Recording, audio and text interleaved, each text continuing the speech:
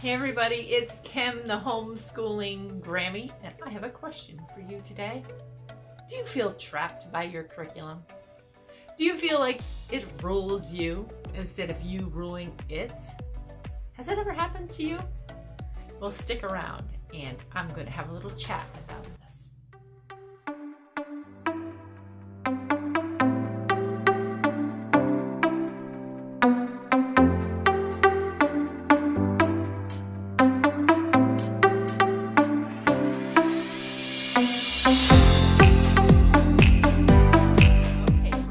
So, everyone who has been a part of my channel for some time know that for this school year, the 2021-2022 school year, we made a switch over to Sunlight curriculum, and we're so excited. It has been awesome. So, Sunlight's a pretty hefty, has a big old hefty binder. It's kind of intimidating, right?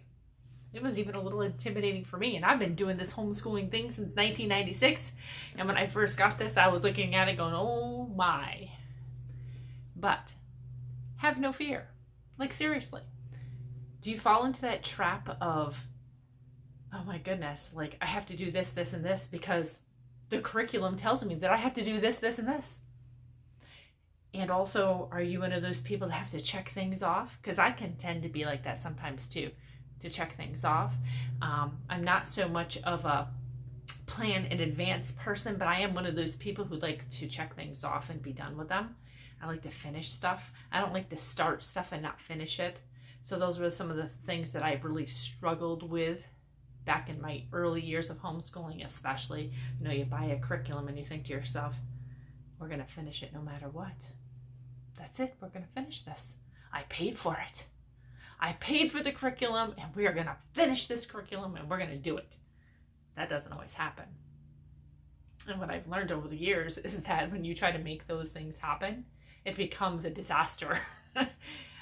You're not happy. Your children aren't happy. It's a disaster because it's not working, and it's okay that it's not working.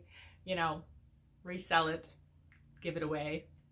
Have a bonfire in your backyard with it. I don't know. Do something with it, but, don't torture yourself. So anyways, I want to talk about how we tend to sometimes make curriculum, like we're kind of like a slave to our curriculum. You know what I mean? Like, you're afraid to tweak it. You're afraid to do stuff. In other words, it's working against you instead of for you. You're not making it work for you. It's kind of, it's your boss. So I wanted to share with you really quick what we are doing with Sunlight. Because like I said, it's a sizable little binder full of stuff. And we're year-round homeschoolers. And there's some major changes that are coming about in our personal life. And I'm not going to get into the whole personal life thing, but it's really going to affect the time frames that school is going to take place, and those kinds of things are going to change. So there's going to be a little bit more constraint time-wise, a little bit more so than there used to be, where, before maybe we were taking a break because it was something fun that we wanted to do, and this won't necessarily be for that reason. So anyways, I'm just going to quickly show you what I have been doing. I probably should kind of flip this around. I'm going to show you the inside of the binder. I'm going to show you the schedule and what I have done so far, because I am making this curriculum work for us. Will we probably finish all of it? Probably. Are we loving it? Absolutely. That finisher part of me likes to say, yes, we finished this book. So that part will probably happen, but it's going to be on my terms, and it's going to be with us doing the things in it that work for us. So let me flip this around. Okay, so let me get to, so we're doing B plus C, Intro to World History, which I actually did a whole video on how I put together my binder, and I'll try to remember to lift it, to put up on the iCards. That's up top for you. So anyway, so we are also doing animals, astronomy, and physics, core B for science, da-da-da. So let's get to week 1. Schedule and notes. All right, and I'm even going to do this for y'all to make it easier so you can see some of this stuff. So I'm going to pop this out. So this is week 1. So this is for Bible, history, and geography, and read alouds. Excuse me. Every time I go to film, it seems like I have a froggy throat. I don't know what the deal is. So as you can see, we initially started playing around with Sunlight way back in May the 4th to be exact, because we were really excited. We wanted to start it. So what we started with was Bible. So the Bible portion of this curriculum actually is being done as in family style in the evening. So my husband does the Bible portion of this curriculum in the evening, and we do it together. So we started that back in May. Then you will look down here. You see the history and geography. And we also started around May the 7th. And you will see by some of these dates, like sometimes we were doing stuff, sometimes we were not. And if you look at, even at the bottom, you will see some of the dates, like they don't match up. Like for instance, we did a read aloud. We did chapter 5 of Red Sails to Capri on May the 12th, but we didn't do history and geography day 5 until June the 4th. So you see, we've been just like tweaking stuff, doing stuff when we want to. I've been doing stuff here and there as we feel like it, as we are adding it in, because I want the school year to be as relaxed as possible. So in other words, I'm not necessarily doing all stuff that's scheduled on day 5, all on the same date. I haven't done that at all. You see that. There's week 1. So let me close this up again really quick. I'm going to flip over and show you kind of where we are at. Oof. Let me go to week 2. So here you have it again. I'll bring it up so you can have a good look-see. And we haven't even started. We just started the science portion today. And today is July the 7th. We hadn't even started any of the science, but we've been doing other stuff. And it's kind of our lax time anyways, really lax time because it's summertime. But here you go again. We're continuing regularly with the Bible reading because that is what we do in the evening. But you will see once again for day 6, May 13th for Bible. But then you get into history and geography, you're looking at June the 8th. You get down here to our read alouds, you're looking at June the 4th. And sometimes has it made it a little confusing when I was a slacker, and I will put my slacker video up here in the iCards for you. When I had to go back and write down in my planner what we had done, it was kind of a pain in my yaya because of the fact that, you know, I'm doing different things on different dates and whatever. But like I said, that's just from my pure laziness because I didn't take the time to write into my planner when we actually did the work.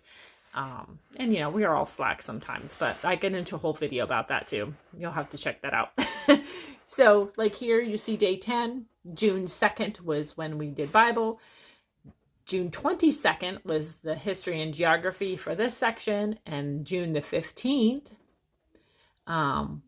we did the Red Sails of Capri read aloud, but we did the Aesop for Children on June the 22nd. So you see, it's wherever, whenever we have felt like fitting things in. And like I said, I just want the curriculum to work for us. I'm not going to rush. I don't feel the need that everything has to be done on the date, you know, that this says. So now I'm going to show you her readers. So here again, we started back on when she first started doing the reading portion. Sorry about that. I just hit the tripod. I apologize. I never said that I wasn't a klutz. So here's the portion for her readers. Now these are the readers that she does. And we started back on May the 3rd. So now we've been doing her, the reading portion, her readers fairly regularly. Because I just really feel it is important that she does as much reading as possible. I want her to love to read, and the more proficient she gets at it, the more she likes it. So that works. So let me go back here. But as you can see, so then, you know, here we are week 2, all the way through June the 8th up here. We head into week 3. she's still, you know, doing her reader up to June 22nd. Week 4, still doing her readers. And that was on July the 6th. And today, I do believe it is July the 7th. Yes, today is July the 7th. And you can see. So we're all the way to week 5 for the reading portion, her readers. But if you go back, I'm going to show you. So, of course, Bible has been ongoing. We haven't missed, you know, I say missed, but we haven't, you know, done any skipping around or whatever. So you go into week 5. Bible is there. Her readers, we have, you know, we started week 5 for her readers. But then if you go back here, so now we'll go back to week 4. You will see we haven't touched anything in history and geography yet for week 4. For the read alouds, we have done read alouds all the way through today. So we're on chapter 15 of the present book that that I'm reading to her aloud. So as you can see, nothing has happened there. We'll go back to week 3. Bible all has dates. History now. Today, week 3, day 12, we have done some history and geography. We actually did some today. And then if you go down here, you will see we did some poetry today. The read aloud that I've been reading to her was the date for this day 12 was actually June 22nd. But you get an idea. You see how I'm just making this work for us. I wanted to step in slowly. And I feel like it's awesome. I don't feel rushed. I don't want to feel rushed. I don't want to feel like, you know, we have to do things on this day because the curriculum says that we need to do this on this day. There have been other things that have been going on, and it is summertime. It is summertime. And I'm very much about, you know, getting things done and finishing things, but in my time frame and in our time frame and what works best for our family, not in, you know, what the curriculum says, okay, on day 7 that you need to do this, this, this, and this. And I know for some people that works wonderfully. Okay, so what else do I want to show you? Okay, so science. Science we hadn't touched on at all until today. We had been doing our veterinary science stuff, and we've been doing other things and videos, and I just was like, you know what, I don't want to start the sunlight science yet. So we didn't start it until this morning. And I can show you if I can get it open to the page I want. Let me get past this. So today was science. So here is Science B. And as you see, we started it today. The dates are here. It was the Usborne World of Animals, an activity sheet with some questions on it, and this Do Together section, Kids' Choice. And we started that today, and it was actually really fun. We really enjoyed it. And we'll probably jump into it a little bit more than what we have been jumping into. Okay, so what I just shared with you is just the sunlight portion of the curriculum that we are using. It's not the learning language arts through literature. It's not the math. It's not, you know, all the other components of what we are using in our homeschool. It's just that portion. But I just wanted you to know that it's okay. You know, there's people that actually do homeschool where they just do a subject a day. And so they might do like a week's worth of math all in one day. Or they might do a week's work of language arts all in one day.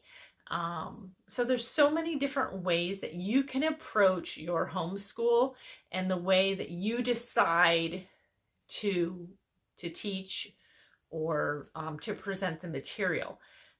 For myself, as you can see, I'm kind of like, I still am kind of like a fly by the seat of my pants girl when it comes to presentation, because sometimes literally in the morning, it's a matter of, okay, we have these things to do today.